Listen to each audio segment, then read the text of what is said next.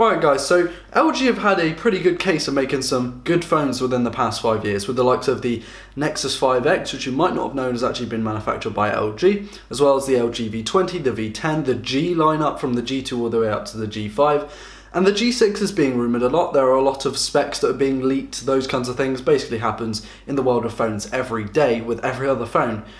And so, with this in mind, maybe my advice should be you go and buy the G6. You know, you go and pre-order it, you go and buy it as soon as it comes out. Well, depending on how good it is, that may or may not be true.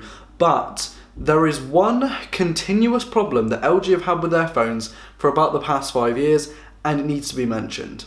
So, as you guys know, I make a lot of LG phone videos. I've done the G2, the G3, the G4, and I've done like Nexus 5 and stuff like that, and the Nexus 4. So you might think, well, he's definitely a fan of LG phones. And I am. I do like LG phones. I am not bashing on them in any way. This is just fact, and this is an issue that needs to be stated. A lot of the videos I've made, a lot of people complained, you haven't mentioned the Bootloop issue. You haven't mentioned the Bootloop issue. There are definitely huge Bootloop issues. And whilst that is true, and that's what I'm going to be talking about today, there are people like Thisath, one of my great subscribers, almost a friend at this point in how much he's helped me. Their phones have not gone into boot loops, and I've had the G3 never went into a boot loop for me, neither did the G4, but the G2 did. So it is very different. It doesn't happen across all of the phones, and apparently with the newer G4s, after a certain point they'd fixed it and it wouldn't happen. So I believe the post 2016 or post 2015 ones are fine. So let's get into the LG G phones and why they boot loop. Okay, so I've got my notes up on my Samsung phone here. I know, great Korean competitor. We've got why the G2 breaks. First is sometimes it happens when people try to install OTA updates. If you don't know what OTA updates are, they're over the air. So like on your iPhone or whatever phone you've really got, when it updates itself, it usually tells you, oh, there's a new revision of the operating system. Here's an update, that kind of thing. And I can't find out which OTA update triggers it, but it just tends to happen when people try to update their phone. Usually when you update, it reboots and then it gets stuck into a boot loop, and that's usually what causes that. It can also happen when you try to install custom recoveries. If you guys don't know what custom recoveries, the people who root their phones will probably know this, where you install a custom recovery, which will then, if you kind of mess up your install of your new OS, because it's kind of why they do it, so they can install new operating system stuff, you can kind of revert it and it's perfectly fine. It's almost like an inbuilt system, so that if the OS fails, you can still boot into almost like the BIOS kind of thing, but it's not really the same. It's kind of a backup, it's a recovery. And when you try to install these, sometimes it happens. I'm going to get this real time, not even going to edit this because I've got the box right here. Here is a box of the LG G2, the one G2 that I did feature in my review, and probably some comparisons. And I can't sell it because it goes into a boot loop and no one will buy it. So a perfectly good phone, you know, pretty much no scratches on the device, perfect condition. I do love the aesthetic of these old phones.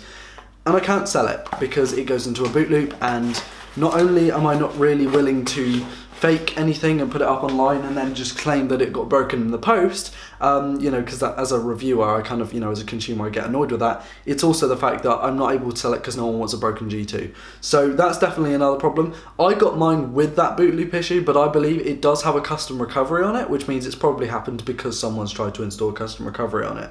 Now, many have tried holding down the volume down buttons and the power button for 5 seconds, but have completely failed to hard reset the device. There are software bugs, but that's kind of how the cookie crumbles, I suppose. So with the G3, many less details here. It breaks over some OTA updates, usually between 4.4.2 and 5.0.1 in terms of Android. So when you're going from 4.4.2 KitKat, I believe, 5.0.1 Lollipop, in between there can be some big OTA update issues, and that's what has been boot looping people's G3s. That's all I found on that one. Some are fixed by changing the battery, oddly enough, which is a bit strange. Just changing the battery has managed to fix it, but only temporarily for some. And it can be triggered by installing, and this is weird, new fonts or new system files, and also by side-loading applications. That's not from the Play Store, guys. If you got it from the Play Store, that's not going to trigger it. If you try to install it by side-loading it from a computer, like using your computer to transfer or whatever, and also, yeah, just file transfer overall apparently does make that happen. With the G4, this is the most reported case, guys, because the G4 is fairly new, and so no one really expected this to happen on a phone that was so prevalent in the market. Most early G4s, remember, because they kind of fixed the G4 after a while, most early G4s had some fault with a solder on one of the connectors on the motherboard. So it's not a software issue this time, it's strictly hardware, and that means you cannot fix it yourself. I mean, if you're a complete professional and you know what you're doing, then fine, but I haven't found any way of any consumer that's actually done this themselves, and you're basically stuck with a bricked phone. If you have it under warranty, I would just take it back and get it sorted. Maybe it's just a huge manufacturing issue, and it happened on a lot of LG phones. So with the G5, it wasn't a hugely documented problem, and I don't know why, because it's a newer phone, but apparently there were boot loop issues as well, a lot of them software. There isn't really a hardware problem with the device, and so I can't really give you any more information than that. I couldn't actually find any boot loop real articles or anything for the G5. It was just kind of not really a reported thing, maybe one or two posts on a forum every now and then, but I couldn't really find any real information I could use in a video with backed up evidence or anything. And we move on to the LG V devices now. That's the V10 and the V20. So the V10 had some issues, but nowhere near on the scale of the G4 owners. The big problem with this and why it was caused is because the LG V10 used to run very hot. Now I have used a good share, my share of LG phones. They do tend to run quite warm, but because they've had those replaceable batteries, they've usually had a plastic back which isn't as conductive as say a metal back or a glass back like on the S7 Edge, or a metal back like on the HTC phones and the iPhone. So you don't really feel it as early on, if that makes sense. But they do tend to run hot. You can feel it through the screen. They do run hot, especially when playing games, long periods of video consumption, stuff like that really do take their toll. And it's not a performance related thing, it's literally just the heat that tends to cause this problem. Now we don't know why the heat is causing this problem, it just tends to be a correlation between hot phone and boot looping G4 that's completely useless, and I hate this. And I'm personally a big fan of the LG V10. I hate to see this because it was really the alternative to the G4 with a fingerprint scanner. Unfortunately, it just didn't turn out very well. And yeah, the V10 is known for their heat issues apparently. I've never used it, but apparently it's very known for its heat issues. And it's not user sortable, kind of like the G4 was, so you can't really just do anything about it yourself.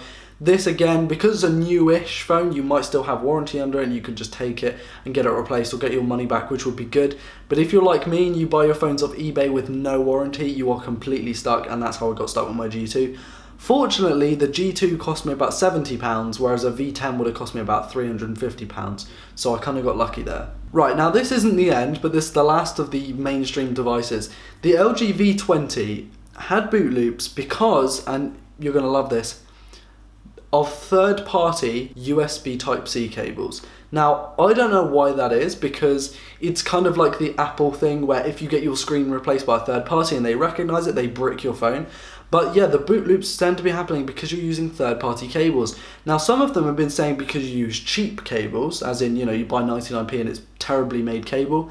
Others have said, oh, I just used the cable from, you know, my OnePlus 3, or I used the cable from my Google Pixel, something like that, and it still causes this issue. Now, I don't really want to complain about this, I really don't, but Google make a £600 base phone, and OnePlus make at least a good £320, £330 base phone. These are not cheap cables and these are not cheap phones. If those cables work in one device, I kind of think they should work with another, as long as it's not, you know, Thunderbolt or uses any kind of different protocol whatsoever. So the annoying thing for me is that this is such a simple issue, and it's kind of, there aren't a huge amount of fixes for it. But just try not to use any third-party cables. If your cable breaks, try and get an original LG one. And I know that's stupidly annoying, but LG have decided to take this route where, oh, it doesn't work. I don't really know why, like I said, I haven't gone into the scientifics of it, and it's just something that happens with those devices. Now, if I just get my notes up again, there have been other LG phones that have had these problems, specifically the LG Nexus 4, the Nexus 5, and the Nexus 5X. Now, if you guys don't know, the 6P was actually a Huawei phone, so that's why I'm not mentioning it here, and there weren't really any problems. But the other kind of extra Nexus branded LG phones have had these issues too.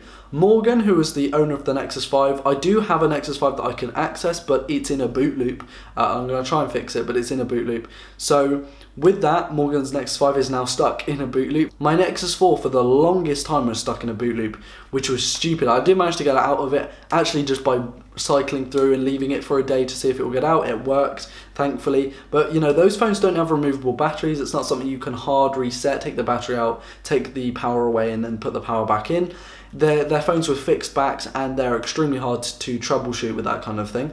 And then of course the Nexus 5X, which is a much more modern phone, you know, came out with the 6P, so it's like last generation, was a bit of an issue because I didn't see huge amounts of problems, but I did see they mentioned it. It was kind of like the G5, where it's not a big enough issue that people were writing articles upon articles like they did for the G4 or the V10 or V20, but it was big enough that people were having real issues, and it's something I need to give to you guys. So with all that in mind, with all those boot loop issues, LG haven't really had the best of luck. Now, I'm not saying LG phones are the only phones to boot loop. I'm sure if I did something silly, I can manage to get my S7 Edge to boot loop, and I'm sure I could do that with pretty much any other phone. The thing is that LG have just had so many phones, you know, after generation that have had problems, despite whether they're hardware or software or whatever. So I really hope that the G6 is good, because the G6 on paper, and especially the rumours that I've seen and the renders and stuff, looks absolutely amazing. Now, I am a huge LG fan, but I don't like the way they use their displays. I personally prefer OLED displays, you know, like the one found in the Samsung devices and whatever. But I really want this G6 to be good, because it's another contender, it's something different. And I just really feel bad for LG. I mean, yes, they have terrible PR in this kind of sense that they have boot loops in every single phone for about the past 5 years. Now, like I said, I haven't checked the specs and the scientific part of the lower end phones, you know, the ones you get budget for like £200, £300 brand new, but I have seen it happen in all of the flagships, and it's something I needed to get out. So although, like I said, I'm a huge LG fan, I can't really recommend many of their phones because of the boot loop issue. Now, like I said before, they don't all do this, and it's not all LG's phones that are doing this. If you've got a G5, probably won't boot loop, but it could. And the thing with the G4 is if you buy it old enough and you get it from a certain place, that can boot loop too. Now, you don't really know how old the phone is or when you're getting the phone in terms of like where it's from, unless you buy it completely brand new. And even then, they might have stock for, say, phones from last year. So I really find this as a very wishy-washy way of trying to kind of find out where your phone is from. Now, this is difficult because there are a lot of phones that do boot loop that aren't LG. You know, you got your Sonys, you got your Samsungs, even iPhones to some degree. And so I can't really not recommend something because it boot loops, because it could boot loop. But I would definitely try and stay away from the G4, unfortunately, apart from the fact that it boot loops and it's a very heavy case.